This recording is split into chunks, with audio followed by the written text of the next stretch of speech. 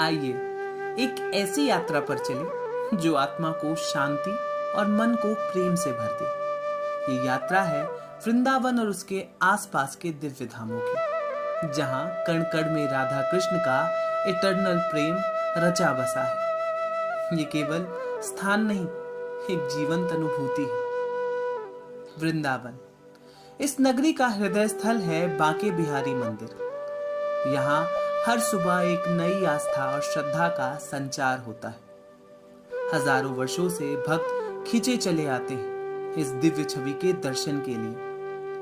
वृंदावन की सकरी गलियों में घूमना भी एक अद्भुत अनुभव है, जहां हर मोड़ पर इतिहास और भक्ति की कहानियां जीवंत है। यमुना नदी, कालिंदी, जो कभी कृष्ण की लीलाओं की साक्षी रही, आज भी वृंदावन की जीवनदायिनी है। इसके पवित्र जल में डुबकी लगाना, शाम की आरती में शामिल होना या नाव में बैठकर किनारों की सुंदरता को निहारना मन को शांति प्रदान करता है। और फिर है मानसी गंगा, गोवर्धन पर्वत के पास स्थित ये पवित्र कुंड, जिसका अपना ऐतिहासिक और आध्यात्मिक महत्व है।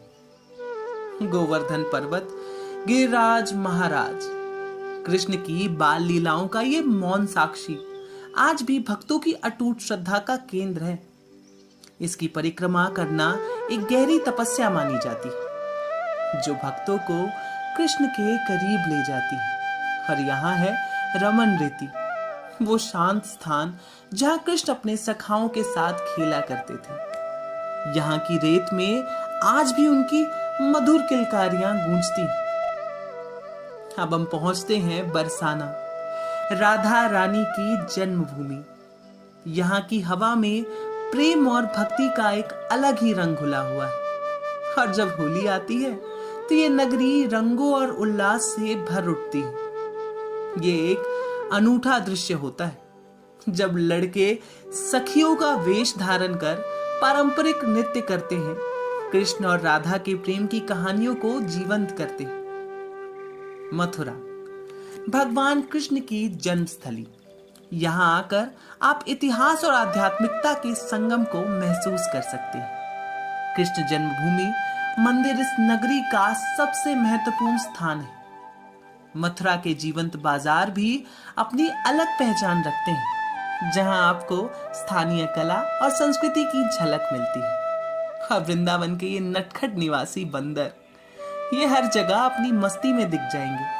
कभी पेड़ों पर उछलते कूदते, तो कभी मंदिरों की दीवारों पर बैठे अपनी शरारतें करते। ये वृंदावन के जीवन का एक अभिन्न अंग है, जो आपके फोन चश्मे पर ज्यादा ध्यान देते हैं, क्योंकि इन्हें पीने के लिए फ्रूटी जो चाहिए होती है।